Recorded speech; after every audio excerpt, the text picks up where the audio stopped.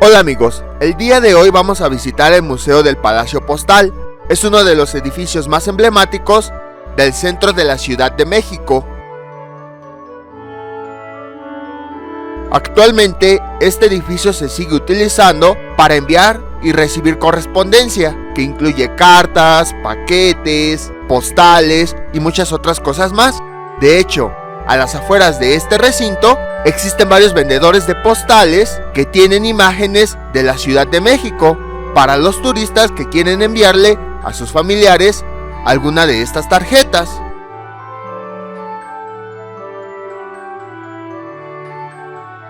Yo antes pensaba que este edificio era de la época colonial, pero no, es de la época del Porfiriato. Las obras se iniciaron el 14 de septiembre de 1902 con la colocación de la primer piedra por Porfirio Díaz.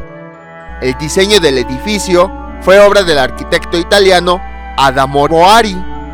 La construcción se llevó a cabo por el ingeniero mexicano Gonzalo Garita. Ocupó una cimentación tipo Chicago, que consiste en una losa de concreto con espesor de 70 centímetros que está hecha de viguetas de acero, todas unidas entre sí. Esto ocasiona que prácticamente toda la losa sea una sola pieza, de tal forma que cuando tiembla, todas se mueven en conjunto. Las columnas que vemos recubren las verdaderas columnas hechas de acero que están unidas a esta losa y que llegan hasta el techo. Esto ocasiona que toda la estructura interna del edificio en realidad esté hecha en una pieza. Las columnas de acero fueron recubiertas con tabique y para pulir los detalles se utilizó la técnica de escayola, que es yeso pigmentado con minerales, que es lo que le da esas tonalidades amarillentas. La obra terminó de construirse en 1907, fue inaugurada el 19 de febrero por Porfirio Díaz, en el cual, en un acto simbólico, depositó 2 tarjetas postales con la imagen del Palacio Postal. En su interior hay elementos de estilo gótico isabelino. Este se caracteriza porque tiene grandes escudos y medallones. Podemos observar que tiene arcos, columnas con antorchas y cresterías floridas, es decir, adornos hechos en piedra, metal o cerámica en forma de crestas de gallo.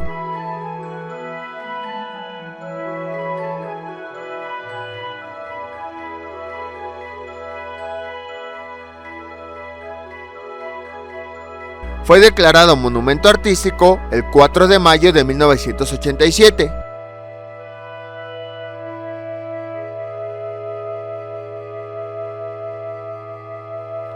En esta parte del palacio donde nos encontramos es donde se realiza la entrega de los envíos que queremos realizar, ya sean cartas, paquetes, postales, entre muchas otras cosas. Las mesas que están ahí son para acomodar nuestros paquetes en caso de envolverlos o para escribir las direcciones. Y del lado derecho, en esas rejas de cobre, es donde entregamos aquello que queremos enviar.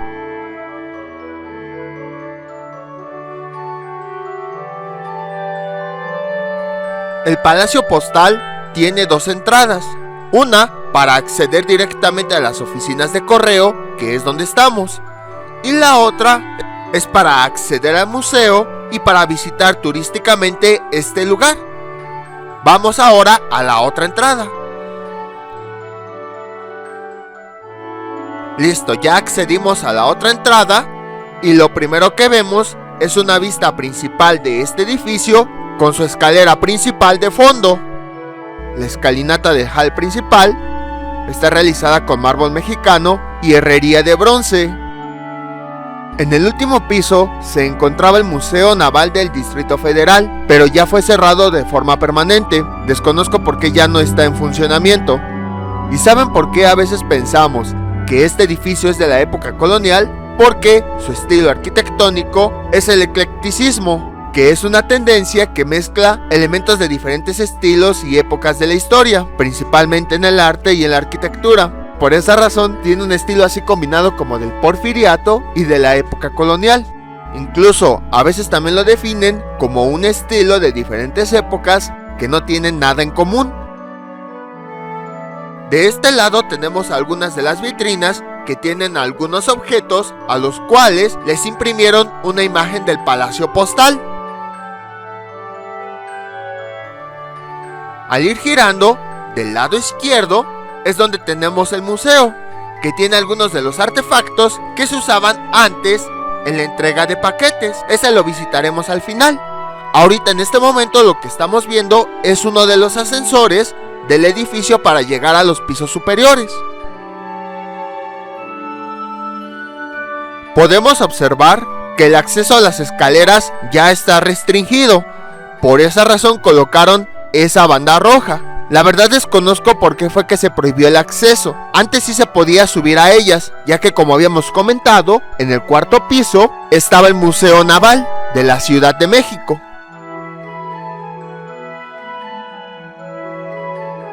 Aquí tenemos una vista de la fachada de los pisos superiores.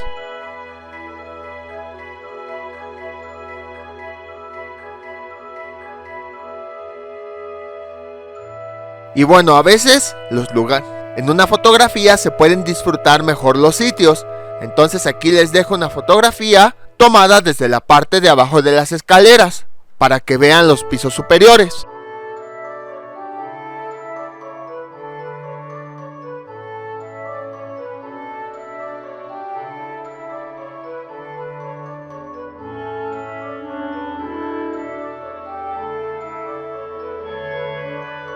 Frente a nosotros tenemos el otro ascensor. Yo pensaba que ya no funcionaban, pero no. Ya después investigué y este ascensor sigue en funcionamiento.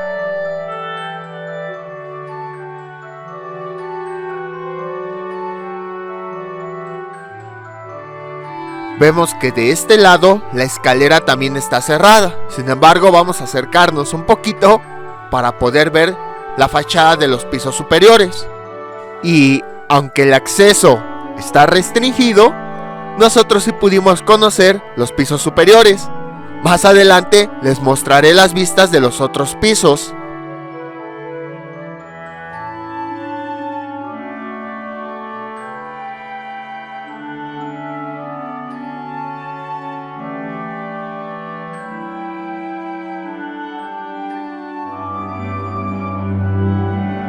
Aquí tenemos una vitrina con fotografías de distintas épocas de los carteros. Esto lo hacen en conmemoración del Día del Cartero, que se celebra el 12 de noviembre. Y es que para los que viven en una ciudad, el cartero no tiene problemas para entregar paquetería, ya que utiliza medios de transporte como bicicleta o motocicleta. Pero en estas fotos podemos observar que en sitios más retirados sí tiene que lograr grandes hazañas. Tiene que cruzar grandes distancias, terrenos abandonados, lagos, lagunas, montañas, ríos y muchos otros lugares que son de difícil acceso. Y entonces ahí comprendemos que a pesar de las circunstancias, el cartero siempre tiene que llegar a tiempo para entregar la correspondencia, sin importar el tiempo o el tipo de terreno. De hecho, esto casi nadie lo sabe, pero hace algunas décadas los contratos de trabajo de los carteros eran firmados por el mismo presidente de la República Mexicana. Esto lo hacía porque con su firma daba autorización de que los carteros podían pasar a través de cualquier terreno para poder entregar la correspondencia. Es decir, dentro de los empleados de gobierno, la jerarquía de un cartero era igual o superior a la de los militares, ya que ni policías ni militares podían detenerlos aunque estuvieran en terrenos de propiedad privada, debido a que tenían que atravesar por ahí para poder entregar la correspondencia. Bueno, claro, siempre y cuando esto lo usaran para realizar su trabajo.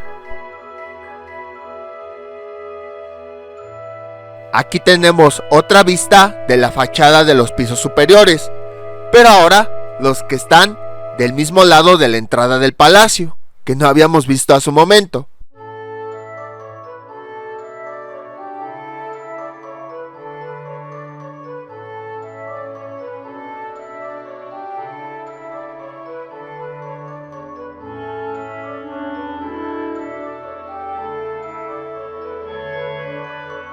Aquí tenemos otros biombos que también tienen fotografías de empleados postales y de carteros. Esto lo pusieron, como les había comentado, por las cercanías al Día del Cartero, y es que yo visité este sitio a principios de noviembre.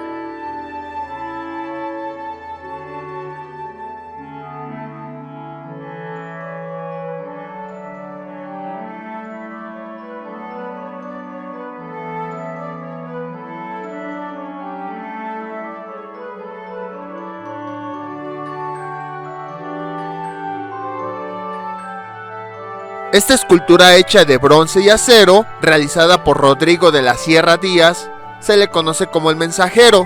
Representa al cartero, principal personaje del correo. Su nombre es Timoteo, que de cariño le dicen Timo. Lleva un gran costal de cartas a cuestas. Sin importar el tamaño, cumple su honorable misión: comunicar a dos personas. Esta obra sirvió de modelo para el diseño de la estampilla conmemorativa del 9 de octubre del año 2018, ya que ese día se conmemora el Día Mundial del Correo.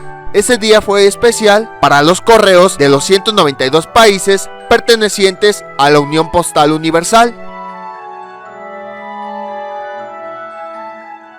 A este edificio también se le conoce como la Quinta Casa de Correos, y eso se debe a que antes de construir este recinto ya existían otras casas de correos. Aquí en México, el correo empezó en 1547. Martín de Olivares fue asignado para traer la correspondencia de Europa a la Nueva España y viceversa, para enviar la paquetería de la Nueva España a Europa. Entre las actuales calles de Correo Mayor y Soledad del centro histórico de la Ciudad de México estaba la casa de Martín de Olivares, y ahí era donde llegaba toda la paquetería. Entonces, esa fue la primer casa de correos. Después, el edificio fue trasladado al Palacio de la Autonomía. Esa fue la segunda casa de correos. La tercera sede se ubicó en la calle de San Francisco. Hoy es el número 33 de la calle Francisco y Madero. Y la cuarta casa se encontraba en un espacio de la Casa de Moneda, en la calle de Moneda. Cabe destacar que esta última casa ya no correspondía a una persona en particular, sino que ya era del gobierno. Durante el Porfiriato, Porfirio Díaz se dio cuenta que la correspondencia cada vez era más solicitada, por lo que la casa ya era muy pequeña. Entonces mandó a construir un nuevo proyecto para que las oficinas fueran más grandes y así se recibieran una mayor cantidad de cartas. Y así fue como mandó a diseñar este palacio postal, el cual ya era la quinta casa de correos. Entonces esa es la razón por la que recibe ese nombre. Esta parte del palacio es conocida como el Patio de los Carteros. Originalmente esa entrada, que es por donde accedimos, no estaba. Había un muro y tenía los buzones en donde la gente depositaba las cartas que quería enviar. Y en la parte trasera, detrás de esa mampara, era donde llegaba la correspondencia que provenía de otros países o de otros sitios.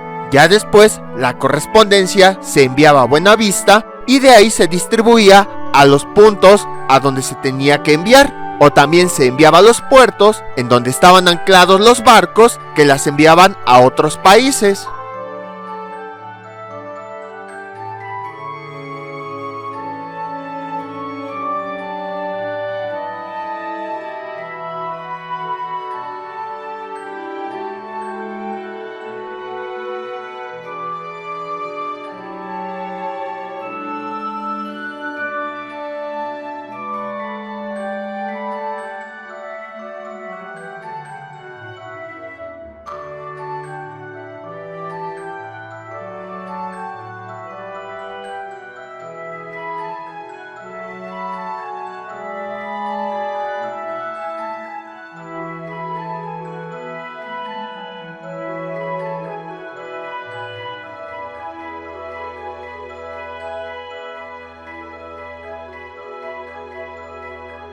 Esta estructura de madera es conocida como celosía. Fue realizada por las empresas Ollosa y Algaba.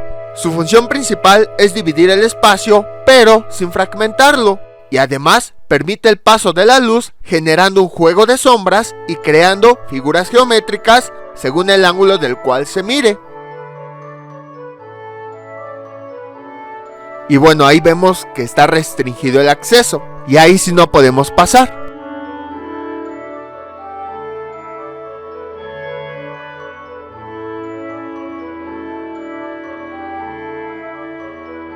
Y bueno, una vez que conocimos el patio de los carteros, nos regresamos para seguir conociendo el edificio. Y bueno, les había comentado que no se puede acceder a esas escaleras, pero nosotros, por ser especiales, sí pudimos. Y aquí estamos subiendo a los siguientes pisos. No se crean, cualquier persona puede subir.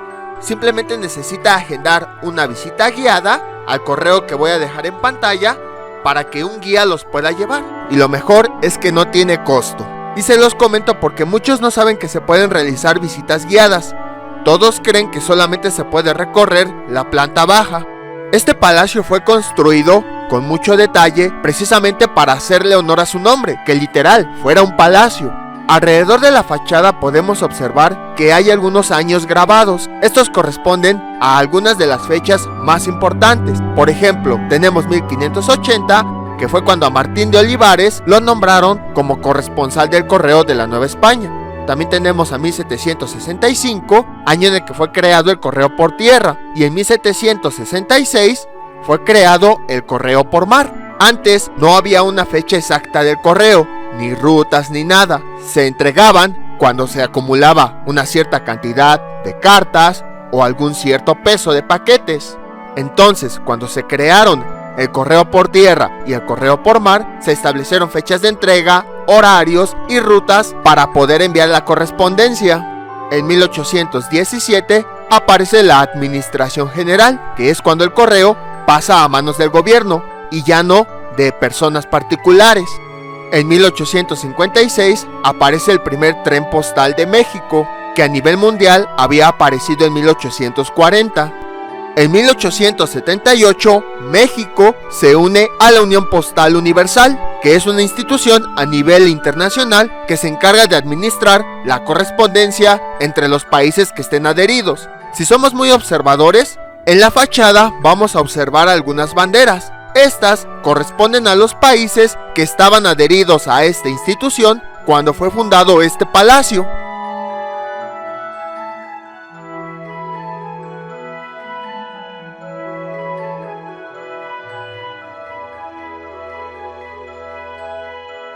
Vamos a continuar subiendo para conocer más este edificio.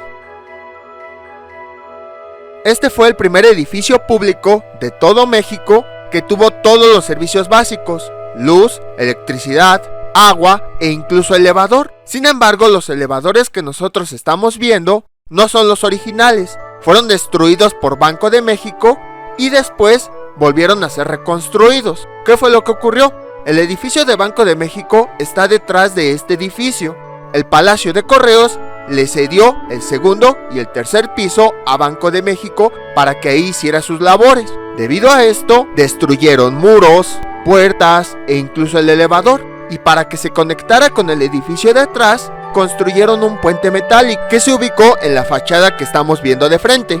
En el sismo de 1985, como la cimentación de los edificios era diferente, el Palacio Postal se movió de diferente manera y debido al puente hubo un daño tanto en este edificio como en el Banco de México. Banco de México regresó los pisos y volvió a ocupar solamente su edificio. Cuando se hizo la restauración, en un principio no se tenían los planos originales, pero las autoridades se comunicaron con la hija del arquitecto que lo diseñó. Recordemos que fue Adamo Boari y ella amablemente se los entregó. De esa forma pudieron reconstruir el palacio y reconstruyeron los elevadores. A partir de un decreto de Juárez, en todos los edificios se prohibieron los escudos de armas. Sin embargo, este es el único edificio posterior a la época de Juárez que aún los tiene. Los pudimos observar hace un momento. Sin embargo, se colocaron nada más con un objetivo nada más conmemorativo.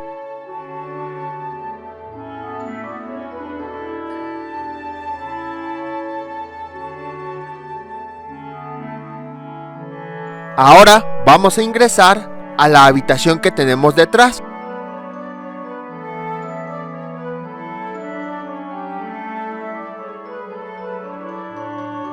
La sala que vamos a entrar se le conoce como Sala Galotti.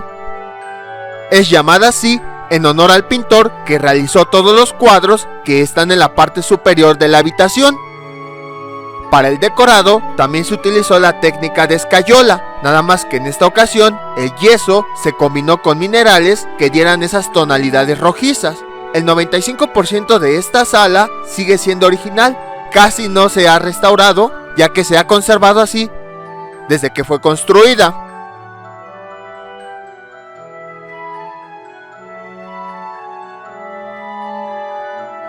Esta sala fue construida principalmente para realizar juntas, por esa razón en el centro tenemos una mesa larga con varias sillas.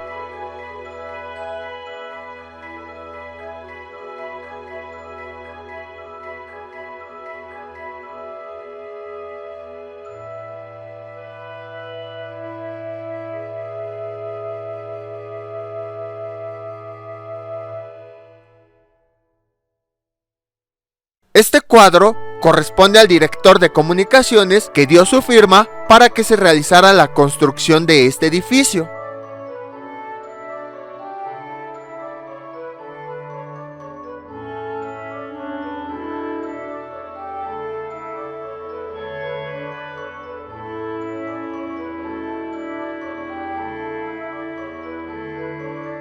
Y la persona que tenemos en este cuadro es el general Zamacona, que fue el director de correos cuando fue inaugurado el edificio.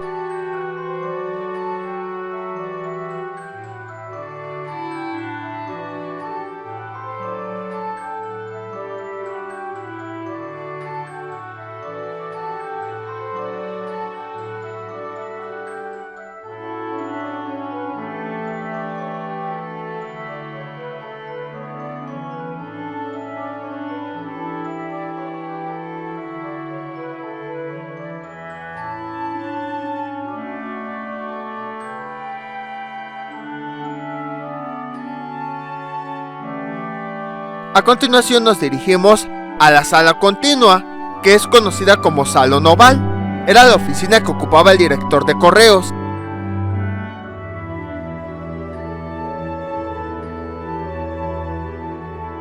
Esta sala conserva parte del mobiliario original que se ocupaba en esa época. Aquí podemos ver una máquina de escribir. También es una de las pocas salas que ha requerido reconstrucción, por lo que el piso que nosotros observamos es el piso original de la época, a diferencia por ejemplo de la planta baja, que el piso que nosotros observamos es más reciente y fue cambiado por el original. Se le llama oval porque es la única sala que tiene una forma circular. Aquí era donde trabajaba el general Zamacona.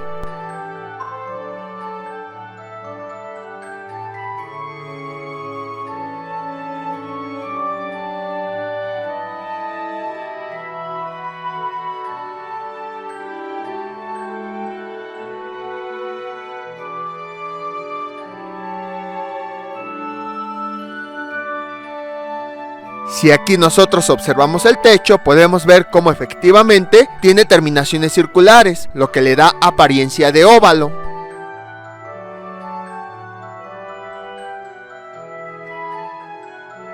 Ahora bien, porque era un general el que estaba a cargo de la oficina de correos, esto se debía a que antes las condiciones del terreno para enviar la correspondencia no eran aptas. Hoy en día, la mayoría de las calles de la Ciudad de México están pavimentadas, pero en esa época había muchos caminos de terracería, los cuales eran de difícil acceso.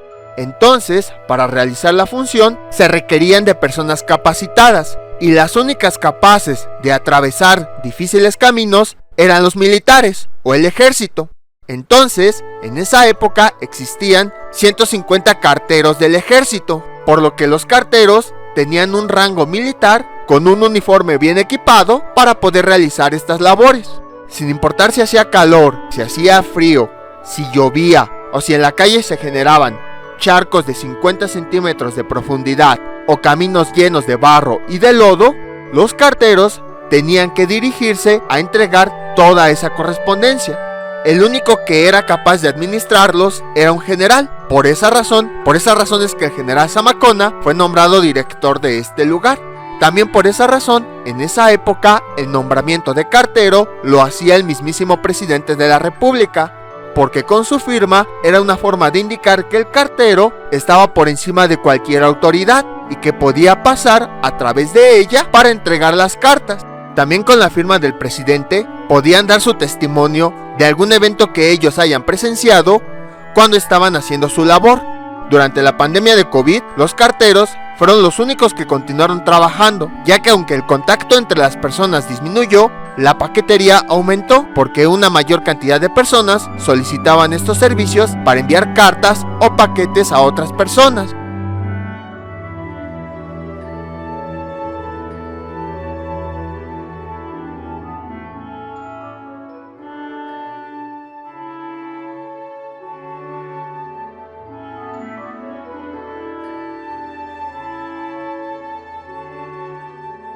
La siguiente habitación es conocida como Sala de Filatelia. La filatelia se refiere a la colección y clasificación de sellos, sobres y otros documentos postales que permiten estudiar la historia postal. Como el tiempo de la visita guiada ya se estaba terminando, esa sala la recorrimos rápido. Por esa razón, desde antes empecé a hablarles de ella. Habla acerca de la historia de los sellos postales. En un principio, estos fueron utilizados como un sistema de pago que se realizaba antes de que se mandara la correspondencia, es decir, pago previo del servicio postal que se realizaba antes de utilizar dicho servicio. Sir Rowland Hill fue el creador del sistema postal de prepago. Él realizó el primer sello postal, que es el que vemos a un lado, y era conocido como Penny Black. Fue emitido el 6 de mayo de 1840. Después, cada uno de los países empezó a diseñar sus propios sellos postales y empezaron a añadirle algunos elementos característicos de la región. También empezaron a sacar sellos conmemorativos para recordar o celebrar alguna fecha importante. Aquí tenemos una línea de tiempo de cada uno de los timbres postales que fueron saliendo, así como la fecha y el país de origen. En México se empezaron a emitir estampillas en 1856. En aquella época salieron a la venta 5 modelos diferentes, que son los que vemos a continuación. Originalmente, en una plantilla había una gran cantidad de estos timbres postales. Entonces, con las tijeras se iban recortando. Posteriormente, las estampillas salían con líneas perforadas que permitía separarlos del resto de la hoja de una manera limpia y sin usar algún dispositivo. Las personas se empezaron a interesar por la originalidad de estas estampillas, así como los diseños o las fechas en las que salían, la historia que contaban y así sucesivamente. Y se dieron cuenta que con el simple hecho de coleccionar estampillas podían adquirir una gran cantidad de conocimientos, ya que aportaban datos históricos, dibujos de algunos lugares, características, fiestas y celebraciones de algunos países, etc. Así que la gente empezó a coleccionarlas y de ahí surgió el término coleccionismo. En 1841 surgió el primer coleccionista llamado Dr. Gray, que en esa época las personas se burlaban de él. Sin embargo, ahora es una de las actividades más importantes a nivel mundial. A un costado de esta sala tenemos la Biblioteca de Filatelia, que es un espacio en donde se pueden adquirir timbres postales de épocas anteriores, sobre todo aquellos timbres postales que fueron conmemorativos en la época que salieron, como este que tenemos del cumplimiento de los 100 años de la UNAM, que salió en el año 2010.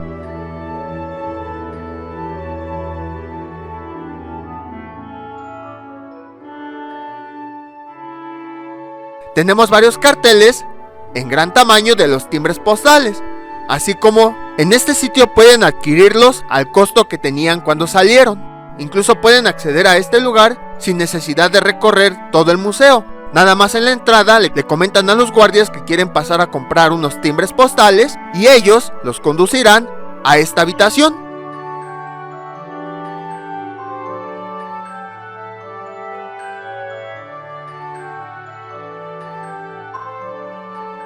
Aquí tenemos un ejemplo de cómo van colocados los timbres postales en las cartas. Hoy en día, las estampillas se utilizan para indicar el sitio al que van dirigidas. Por ejemplo, si el envío va a ser nacional, pues la estampilla dice México o tiene algunos elementos de México. Si el envío va a ser internacional, el timbre postal tiene elementos del país al que va dirigido. Con esto, en la administración pueden distribuir las cartas y enviarlas a su destinatario correcto. En esas gavetas es donde están todos los timbres de años anteriores. Y una vez que conocimos la biblioteca, ahora nos dirigimos al último piso. Y para eso sí vamos a poder usar el ascensor, para que vean cómo se ve desde adentro.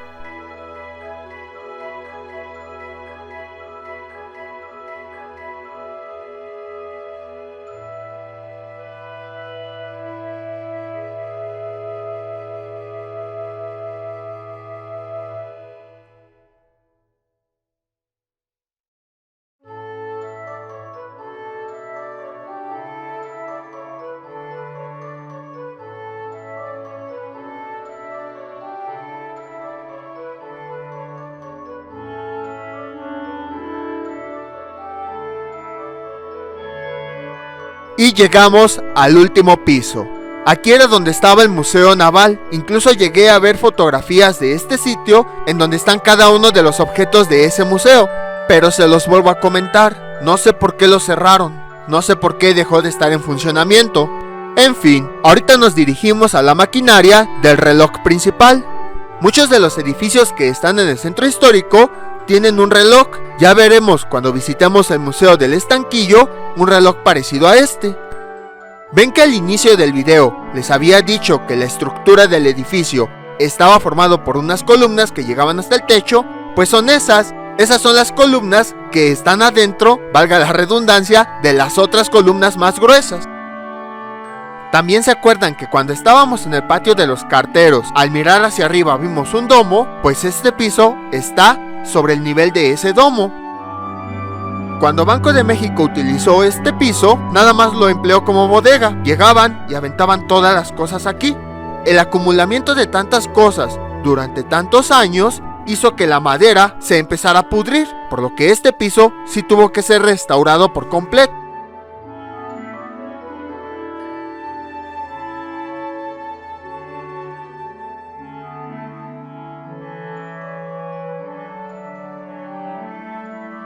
Aquí observamos la maquinaria del reloj. Está cubierta por una mampara. Cuando Banco de México utilizó este piso, gracias a esa mampara, el reloj se pudo conservar. Si no, seguramente también se hubiera dañado. Se cree que Banco de México ni siquiera sabía que existía el reloj.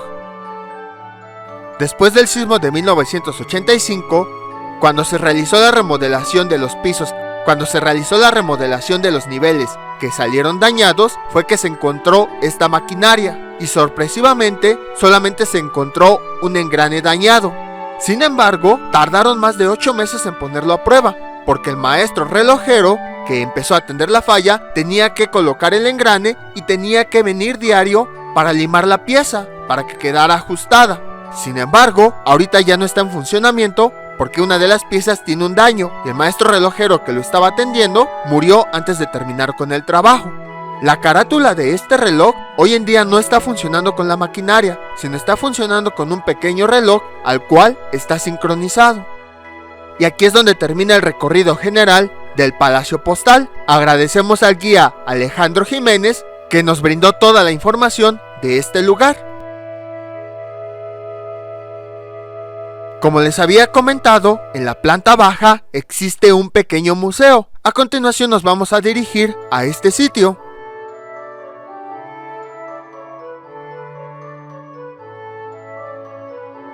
Listo, una vez que descendimos hasta la planta baja, del lado izquierdo, accedemos al museo. Aquí tenemos una vitrina con algunas postales antiguas.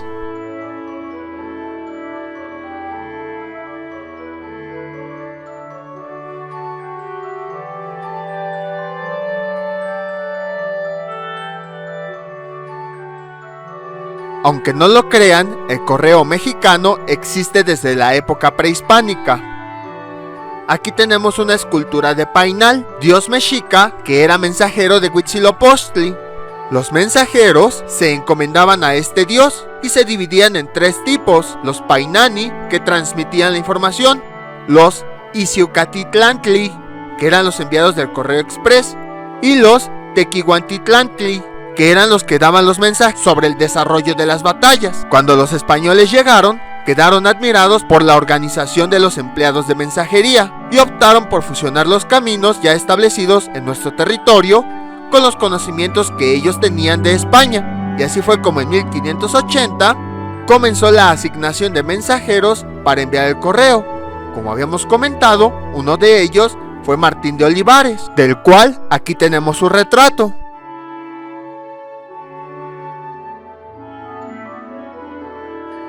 Aquí tenemos un carabuzón que fue establecido en la Nueva España en 1762 y era donde se depositaban las cartas para ser enviadas.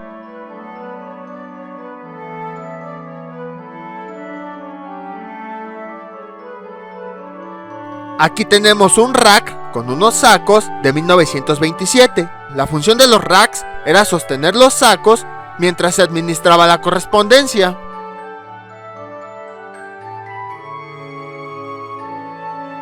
Aquí tenemos una bicicleta, que es uno de los medios de transporte con la que más relacionamos a los carteros.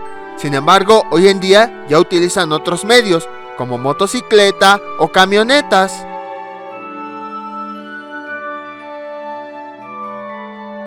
Aquí tenemos un expendidor de estampillas de principios del siglo XX. Antes simplemente se colocaba la moneda y ya teníamos la estampilla. A muchos no les tocó, pero después las estampillas se vendían en las papelerías. Hoy en día solamente se venden en las oficinas de correos. Y bueno, vamos un poquito de chismosos. Así se ve el interior de las oficinas del Palacio Postal. Aquí tenemos otra máquina expendidora de estampillas, pero ahora costaban 20 centavos.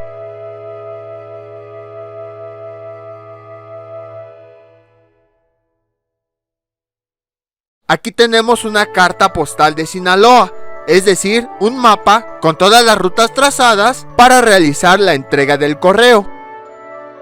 Enseguida nos dirigimos a un buzón penitenciario. El objetivo del correo era comunicar a las personas sin importar su raza, religión, etnia o el sitio en el que vivieran. Entonces, en distintos puntos se colocaron estos buzones para que así pudieran dejar sus cartas y el cartero iba a recogerlas. A mí me tocó ver ese tipo de buzones que estaban instalados en las entradas de muchas papelerías. En España, gracias a los reyes católicos Fernando e Isabel, lograron agilizar un sistema de cartas postales entre Aragón y Castilla. Este sistema continuó incrementándose en toda la corona española. Por esa razón, años después, el rey Felipe I creó el oficio de correo mayor. Ese iba a ser el nombramiento de las personas que se dedicaran a enviar los mensajes. En la Nueva España, el virrey Martín Enríquez de Almanza solicitó al rey Felipe II un trabajador que realizara la tarea de enviar la mensajería de estas tierras a España. Fue así como el 27 de agosto de 1580, el rey ofreció a Martín de Olivares el oficio de correo mayor, que era el título que se le daba a las personas que daban la correspondencia. Por esa razón, la calle donde estaba la casa de Martín de Olivares fue llamada Correo Mayor. Aquí tenemos una de las cajas fuertes que solicitó la oficina de correos para resguardar sus pertenencias. Tiempo después, en 1764, el rey Carlos III empieza a reorganizar todo el correo. Surge el correo marítimo y lo separa de los correos mayores. Años después, el nombramiento de correo mayor se transforma en administrador principal de correos. Aquí tenemos una carreta de correos que era utilizada para enviar la correspondencia a sitios muy lejanos. La ruta más utilizada era la de México-Veracruz, ya que ahí estaba el puerto en el cual salían los barcos que se dirigían a España. Aquí tenemos una máquina franqueadora. Estas máquinas eran utilizadas para crear y aplicar evidencia física a los artículos enviados por correo. Generalmente era un sello que se les colocaba a los envíos. Este es un mural titulado Escudo Nacional. fue hecho por Pablo Magaña y está compuesto por 34.279 estampas que fueron canceladas en el periodo de 1890 a 1934.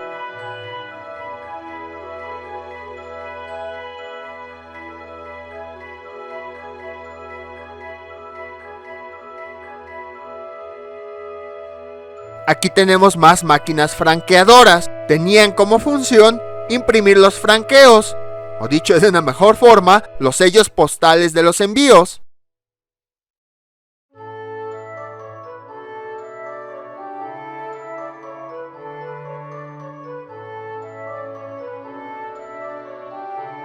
Todo el palacio postal tiene este tipo de ventanas, y si somos muy observadores, en la parte de abajo vamos a encontrar una pequeña palanquita.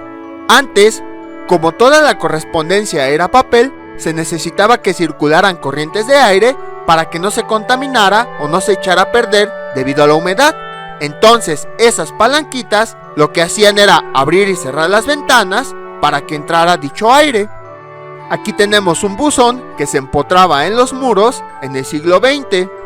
Hoy en día esas palanquitas de las ventanas ya no están funcionando. Sin embargo, se dejaron en la estructura como recuerdo de cómo funcionaba antes la oficina de correos. De hecho, si nosotros observamos, las oficinas y las puertas están hechos con barrotes y en medio de ellos hay un espacio.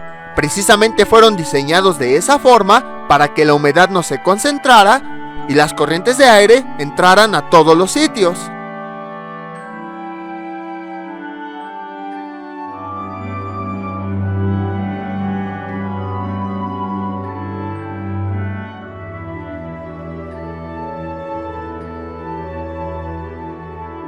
La siguiente pieza es una máquina de escribir de 1897. Se caracteriza por su facilidad de transporte. De este lado tenemos una báscula del siglo XX, utilizada para saber el peso de los objetos que se iban a enviar. Aquí tenemos una motocicleta realizada por la empresa Islo. Fue diseñada especialmente para los carteros. Este es un buzón que se utilizaba en el siglo XIX. Este buzón es de 1899 y es de origen mexicano, ya que fue realizado por la Secretaría de Comunicaciones y Obras Públicas. Hasta finales del siglo XIX existían tres formas de ir a dejar la correspondencia. La primera de ellas era dejarla directamente en las oficinas postales. La segunda de ellas a través de los buzones que estaban en las calles. Y la tercera de ellas era a través de esta caja de valores, que eran pequeños cofres adaptados a los ferrocarriles para que enviaran correspondencia de urgencia. Vean cómo incluso en esa época ya existían servicios de correo express.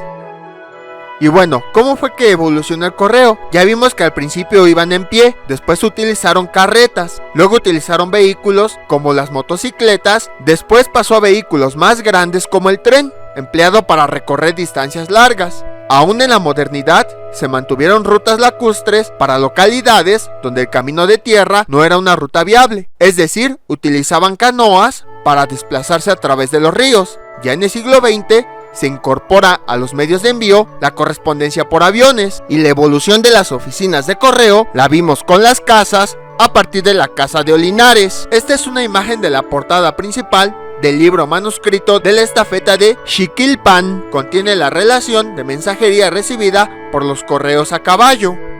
Aquí tenemos alforjas para caballo, que son bolsos de cuero en donde se transportaba la correspondencia.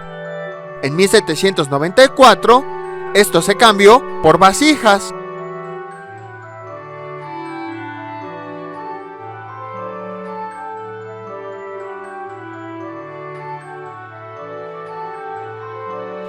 Esta es una rueda que tiene un odómetro, es decir, un dispositivo que contaba el número de vueltas de la rueda, que al multiplicarlo por 4 metros nos daba el total de distancias recorridas. Con esto, la administración postal pudo hacer un registro de grandes itinerarios que se realizaron durante el siglo XIX. El 20 de julio de 1986 se creó el Servicio Postal Mexicano, abreviado como CEPOMEX. Su finalidad es resolver los retos que se vayan presentando conforme pasa el tiempo en la entrega de correspondencia. Y a grandes rasgos, esa es la historia del correo en México. Hoy en día ya existen otros servicios para enviar paquetes. Sin embargo, el Servicio de Correspondencia Mexicano es CEPOMEX. Cuando llegó la tecnología, el envío de cartas disminuyó drásticamente, ya que todos se mandaban mensajes a través de correo electrónico, de redes sociales o de aplicaciones del celular. Sin embargo, curiosamente, algo que aumentó fue el envío de paquetes, y el Servicio Postal Mexicano también incluyó esto dentro de sus servicios, ocasionando que hubiera un aumento de personas que solicitaban sus servicios.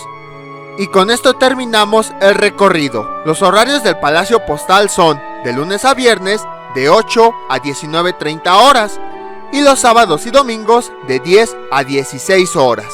Solamente la planta baja está abierta al público, pero si quieren acceder a los pisos superiores, necesitan solicitar una visita guiada. Los horarios de estas son de lunes a sábado de 9 de la mañana a 16 horas. Y bueno, al finalizar el recorrido tenemos una portada de la Real Ordenanza de Correos Marítimo, que establece las reglas del funcionamiento de este correo, publicado en 1777.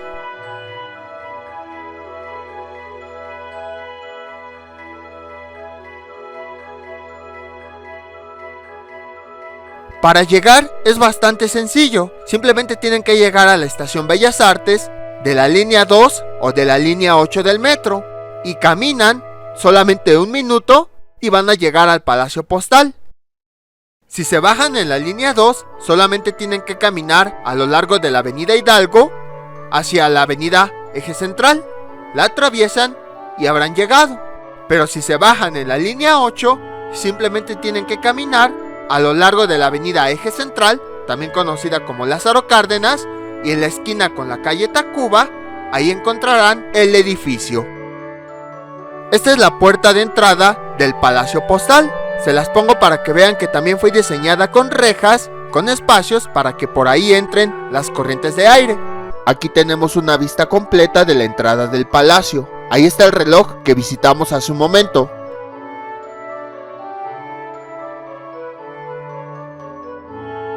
Y esta es la calle Tacuba.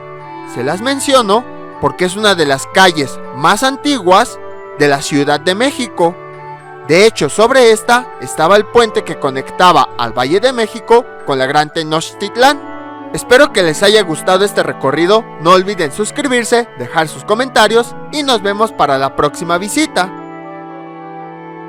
Por cierto, una pequeña leyenda: Ignacio Manuel Altamirano fue un escritor mexicano. Se decía que era muy supersticioso con el número 13. Él llegó a vivir en el edificio que tenemos enfrente. Se cuenta que en una ocasión, en una de sus obras, cuando estuvo a punto de iniciar el capítulo número 13, debido a esas creencias, decidió salirse a despejar un momento. Y justo cuando salió de su casa, el techo se cayó encima. O sea que su superstición le salvó la vida. Y bueno, para terminar esta visita, les muestro un pequeño video de cómo luce el Palacio Postal desde el exterior. Esta es la fachada que está en Avenida Eje Central. Observen la cantidad de detalles que tiene. Por eso creo que es importante que la conozcan.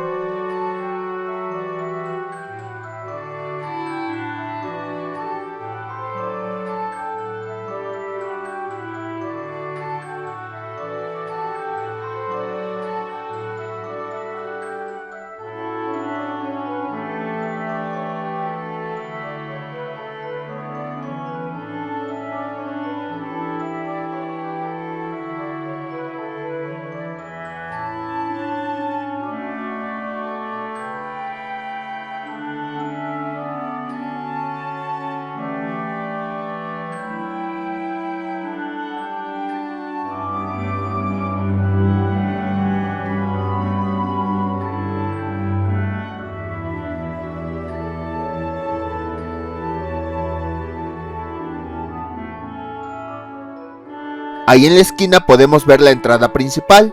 Y hasta arriba, debajo de la bandera, está el reloj que visitamos hace un momento.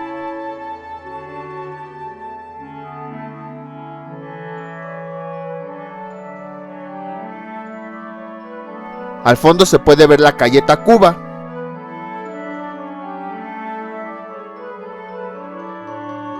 Y aquí está la fachada que está sobre la calle Tacuba. Espero que les haya gustado esta visita. Ahora sí me despido. No olviden suscribirse, dejar sus comentarios y nos vemos para el próximo video.